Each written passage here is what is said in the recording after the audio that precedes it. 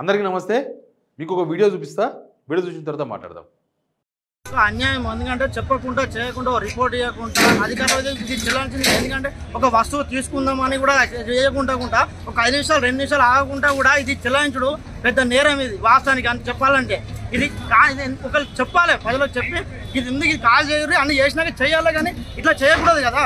ఇప్పుడు ఒక అవకాశం ఇవ్వకుండా ఏమి ఇవ్వకుండా దెబ్బలు బాడీ కూడా అవి తీసుకుంటే వస్తువులు 5 నిమిషాలు ఆగమన్నా కూడా అది కూడా దొబ్బుతారు ఆ వస్తువులలో కళ్ళకి. ఆల్రెడీ ఈ పోలీసు వాళ్ళైనా ఎవరైనా కూడా అది అన్యాయం ఖచ్చితంగా చెప్తున్నారు. ఇది రామగుండం సంబంధించిన వీడియో. రామగుండం నియోజకవర్గంలో కూల్చివేతలు జరుగుతున్నాయి. కూల్చివేతల్లో హైదరాబాద్ తర్వాత అత్యధిక కూల్చివేతలు జరుగుతున్నది రామగుండం కాన్స్టిట్యున్సీలో. ఈ వీడియో ఒక పండ్ల మార్కెట్కి సంబంధించింది. ఒక మార్కెట్, పండ్ల మార్కెట్, మున్సిపల్ మార్కెట్ ముందల వీళ్ళు మార్కెట్ పెట్టున్నారు. పండ్లకు సంబంధించిన వాళ్ళు దాదాపు 3-4 షాపులు ఉన్నాయి అక్కడ. ఆ 3-4 షాపులు అక్రమమో సక్రమమో తర్వాత విషయం, కానీ కనీసం వాళ్ళ సామాన్ తీసుకునే అవకాశం కూడా ఇవ్వలే. వాళ్ళ పండ్లు చిరు వ్యాపారస్తులు కదా, ఈరోజు డబ్బులు వస్తే ఈరోజు పండ్లు తెచ్చుకొని అమ్ముకుంటారు. ఆ డబ్బులతో మళ్ళీ రేపు పండ్లు తెచ్చుకుంటారు. డైలీ బిజినెస్ అది, వాళ్ళు రొటేషన్ చేసుకుంటుంటారు. ఒకనాడు బిజినెస్ ఆగిపోతే వాళ్ళకి ఆ రోజు డబ్బులు ఉండవు, పండ్లు మిగులుతాయి. 3 రోజులు పండ్లు అమ్మకపోతే మురిగిపోతాయి, చేతిలో డబ్బులు ఉండవు. అట్లాంటి సిచ్యువేషన్ ఉన్న దగ్గర రామగుండం ఎమ్మెల్యే రాజ్ ఠాకూర్, ఆయన పేరులో రాసింది కానీ ఆయన మనసు అంత విశాలంగా ఉన్నట్టు కనిపిస్తలేదు.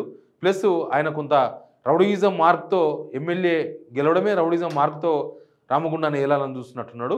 ఎందుకంటే ఇదొక్క కూల్చివేతలు కాదు, అక్కడ ఇంకా కొన్ని కూల్చివేతలు అవి కూడా చూడండి మీరు. కాదు సార్, మేము 70 సంవత్సరాల నుంచి ఇక్కడ బతుకుతున్నాం సార్. మరి వాడు మాకేమైనా ఎక్కడన్నా జాగా సూచి, మరి మాకు ఏమైనా సూచి తీయాలి కదా. ఇట్లా సడల్గా వచ్చి తీస్తే ఎక్కడ పోతారని తెలుసు సార్. గెలిచేదాకా ఒక మాట, గెలిచినాక ఒక మాటనా? అప్పుడేమో అట్లా చెత్తా ఇట్లా చెత్తా అని అప్పుడు అట్లా చేసినాము, ఇప్పుడేమో ఇట్లా చెత్తాండు.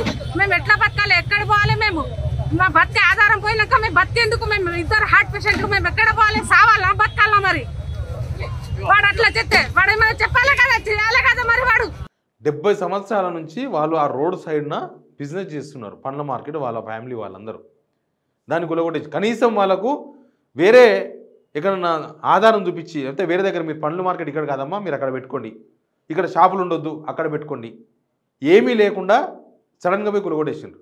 వేరే ఆల్టర్నేట్ చూపకుండా సడన్గా పోయి కొలగొట్టేసిండ్రు. రామగుండంలో జరిగింది, మొన్న ఎన్టీపీసీలో జరిగింది, అంతకుముందు గోదావరికంలో జరిగింది. మొత్తం రామగుండం కాన్స్టిట్యున్సీ మొత్తం కూల్చివేతలే జరుగుతున్నాయి. అవతల పార్టీ వాళ్ళకు సంబంధించినవి కూల్చుతున్నారు, జనాలకు సంబంధించినవి కూలుస్తున్నారు. మొత్తానికి పొలిటికల్ రివెంజ్ తీసుకుంటున్నారు రాజ్ ఠాకూర్ జనాల మీద, గెలిపించిన జనాల మీదనే. చెప్తున్నారు కదా, గెలిపించే ముందు ఒక మాట, గెలిచిన తర్వాత ఒక మాట. తర్వాత ఈ ఎమ్మెల్యే కూల్చివేతల దూరంలో ఉన్నాడు. రేవంత్ రెడ్డిని క్రాస్ చేయాలని చూస్తున్నట్టున్నాడు. రేవంత్ రెడ్డి మా సీఎం చాలా కూల్చేస్తున్నాడు, ఆయనకన్నా ఎక్కువ కూల్చివేసి నేను ఇంకా మంచి పేరు తీసుకొచ్చుకోవాలని బహుశా రాజ్ ఠాకూర్ భావిస్తున్నట్టున్నాడు. ఫస్ట్ టైం ఎమ్మెల్యే అయ్యాడు. ఆయన ఒరిజినల్ స్టైల్ను వదిలేసి ఎమ్మెల్యే గిరి కాకుండా దాదాగిరి చేస్తున్నాడు జనాల మీద, వెరీ క్లియర్. ఆ తర్వాత ఏం జరిగింది, జడ్చర్ల ఎమ్మెల్యే అనిరుద్ రెడ్డి వ్యవహారాల మీద జడ్చర్లలో మావోయిస్టులు ఏకంగా పోస్టర్ అంటించినారు గోడకి. అసలు మావోయిస్టులు ఎక్కడున్నారు తెలంగాణలో? కానీ మావోయిస్టులు లేఖ రాసిందంటే చాలా తీవ్రమైన వ్యవహారాలు నడుస్తున్నట్టు లెక్క. జడ్చర్ల కాన్స్టిట్యున్సీలో ఏమని రాసిండ్రు, ఆయన సొంత గ్రామం రంగారెడ్డిగూడలో ఈ పోస్టర్లు వెలిచినాయంట. ఊటక హామీలతో గద్దెనెక్కి కాంగ్రెస్ ఇప్పటి వరకు ఒక్క హామీ అమలు చేయలేదు. ప్రత్యేకించి జడ్చర్ల ఎమ్మెల్యే అనిరుడి ప్రవర్తన బాగలేదు. పాదయాత్ర చేసిన సమయంలో ఆక్రమణకు గురైన ప్రభుత్వ భూములను స్వాధీనం చేసుకుంటామని హామీ ఇచ్చి అధికారంలోకి వచ్చి బినామీలతో చేస్తున్న వ్యవహారాలన్నీ మాకు తెలుసు అంటూ కొంతమంది ఎమ్మెల్యే అనుచరుల పేర్లు ప్రస్తావిస్తూ మావోయిస్టులు లేఖలు రాసినట్టు. అంటే అక్కడ దందా చేస్తున్నాడు. బినామీలంట. బినామీలు ఎక్కడి నుంచి వస్తారు? ఏకంగా మావోయిస్టులు వాళ్ళ సొంత ఊరిలో పోస్టర్ రిలీజ్ చేసి పోస్టర్ అతికించిపోయినంటే జడ్చర్ల ఎమ్మెల్యే కథ ఏంది, కార్ఖానా ఏందో మనం ఈజీగా అర్థం చేసుకోవచ్చు. అంత దారుణం నడుస్తుందని మనం అర్థం చేసుకోవచ్చు.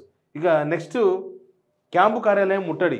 తుమ్మల నాగేశ్వరరావు క్యాంపు కార్యాలయాన్ని ఆశా వర్కర్స్ ముట్టడించారు. ఇగో ధర్నా చేసారు. ఇంటికాడ పోయి ఒక మినిస్టర్ ఇంటి దగ్గర పోయి ఖమ్మంలో ధర్నా చేసారు. దానికి పోలీసులు పెద్ద అడావిడి అదంతా కూడా మనకు అనిపిస్తున్నది. ఇంకొకటి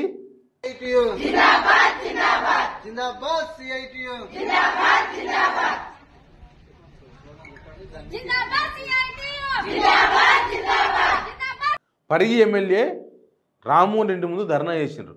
పరిగి ఎమ్మెల్యే రామ్మోహన్ రెడ్డి ముందు కూడా ఆశా వర్కర్లు ధర్నా చేసిండ్రు. కనీసం వినతి పత్రం కూడా తీసుకోలేదంట పరిగి ఎమ్మెల్యే రామ్మోహన్ రెడ్డి. వినతి పత్రం ఈయనకి వస్తే మీరు కనీసం వినతి పత్రం తీసుకోవచ్చు కదా. పరిగి రామ్మోహన్ రెడ్డి చేతిలో ఏం ఉండదు. పరిగి రామ్మోహన్ రెడ్డి చెప్తే ఇంటడో ఇనడో రేవంత్ రెడ్డికి తెలియదు. కానీ కనీసం ఒక వినతి పత్రం మీ ప్రజలు మీకు ఓట్లు వేసిన జనాలు వినతి పత్రం ఇస్తే తీసుకొని కూడా అంత ఇబ్బంది ఏందో ఆ ఎమ్మెల్యేకి తెలియదు. పరిగి ఎమ్మెల్యే రామ్మోహన్ రెడ్డి వ్యవహారం ఇది. ఆయన ఒకసారి గెలిచిండు, మళ్ళీ ఓడిపోయిండు, మళ్ళీ గెలిచిండు. ఇప్పుడు గెలిచిన తర్వాత కనీసం ఇంటి ముందుకు వచ్చి ధర్నా చేస్తే, ఒక ఎమ్మెల్యే ఇంటి ముందు ధర్నా చేస్తే కనీసం పట్టించుకునే పాపన పోలేదు. ఆశా వర్కర్లు కొన్ని రోజులకెళ్ళి ధర్నా చేస్తున్నారు. వాళ్ళ జీతం పెంచాలని, వాళ్ళ జీతాలు తక్కువ ఉన్నాయి, కనీసం మినిమం శాలరీ 18,000 ఇవ్వండి అని ఇస్తామని వీళ్ళు ఎలక్షన్ మేనిఫెస్టోలో పెట్టింది కాంగ్రెస్. వాళ్ళ జీతాలు 10,000 రూపాయలు ఉన్నాయి. ఇప్పుడు 18,000 ఇస్తామని మేనిఫెస్టోలో పెట్టి సంవత్సరమైనా ఇయ్యరా అని వాళ్ళంతా ధర్నా చేస్తున్నారు. వీడికి అయిపోలేదు గేమ్ చేంజర్. బస్సులో ఏం జరిగిందో మీకు తెలుసు. స్పెషల్ బస్ అనేటువంటిది ఎందుకు రాదు? స్పెషల్ బస్ అనేటువంటిది ఉంటే హాఫ్ టికెట్ అనేటువంటిది ఖచ్చితంగా రావాలి కదా. మాకు సంబంధం లేదండి. ఇప్పుడు జనం తిరగబడుతున్నారని చూపడానికి నేను ఈ వీడియోలని మీకు చూపిస్తున్నా. ఈ వీడియోస్ అన్నీ చూసిన తర్వాత ప్రజలు ఎందుకు గేమ్ చేంజర్ గారు, గేమ్ చేంజర్ ప్రజలే అనిపిస్తుంది. రామ్ చరణ్, రేవంత్ రెడ్డి కాదు గేమ్ చేంజర్స్. ఇదే కాదు, మొన్ననే నర్సంపేట ఎమ్మెల్యే దొంతి మాధవ్ రెడ్డి వాళ్ళ సొంత ఊర్లో ఆ ఊరిని వేరే గ్రామ పంచాయతీకి విలీనం చేస్తుంటే అడ్డుకున్నారు. ఎమ్మెల్యేని ఉరికించేసినారు, పంపించేసినారు. మా ఊరికి రావద్దు, మా ఊరు ఎక్కడ కలపొద్దు, మా ఊరు సపరేట్గా గ్రామ పంచాయతీ తీసి చేయండి, లేకపోతే లేదని. ఇట్లా తరచూ ఈ ఎమ్మెల్యేల విషయంలో ఇట్లాంటి వ్యవహారాలు జరుగుతున్నాయి. మొన్ననే చూసినాం యాదాద్రి ఎమ్మెల్యే వీర్ల ఎల్ఐ ఎపిసోడ్ కూడా చూసినాం. 10 ఎకరాల భూమిని రిజిస్టర్డ్ చేసుకొని వేరే వాళ్ళ భూమిని రిజిస్టర్డ్ చేసుకున్నాడు. ఇదంతా వాళ్ళ సొంత పార్టీ ఎమ్మెల్సీ బయటపెట్టిండు. ఇట్లాంటి అన్నీ చూసిన తర్వాత, ఇట్లాంటి దౌర్జన్యాలు చూసిన తర్వాత, ఇట్లాంటి వ్యవహారాల శైలి చూసిన తర్వాత, ప్రభుత్వం వ్యవహరిస్తున్న తీరు చూసిన తర్వాత ఈ ప్రభుత్వం పైన ప్రజలే గేమ్ చేంజర్ అవుతారేమో అనిపిస్తుంది. ప్రజలే సంవత్సరానికి గేమ్ చేంజర్గా ఎందుకు మారిననేది ప్రభుత్వ పెద్దలు ఆలోచించుకోవాలి. ఇన్ని వీడియోస్ మీకు ఆధారం కోసం చూపించిన నేను. ఈ ఆధారాలను చూసిన తర్వాత ప్రజలు ఎందుకు రేపు అంతకుముందు రుణమాఫీ సరిగా చేయలేదని శవయాత్ర చేసింది ప్రభుత్వానికి. రేపు రైతు భరోసా ఇస్తామంటున్నారు. దానిలో ఎన్ని కిరికీలు ఉంటావో తెలియదు. రైతు భరోసా వచ్చిన తర్వాత ఇంకేం యాత్రలు చేస్తారో తెలియదు. కానీ ప్రజలే గేమ్ చేంజర్లాగా కనిపిస్తున్నారు ఈ ప్రభుత్వానికి. వీళ్ళ గేమ్ చేంజర్ కాదు, వీళ్ళ గేమ్ ఓవర్ చేసేదాన్ని కనిపిస్తుంది జనమే. Please subscribe signal TV.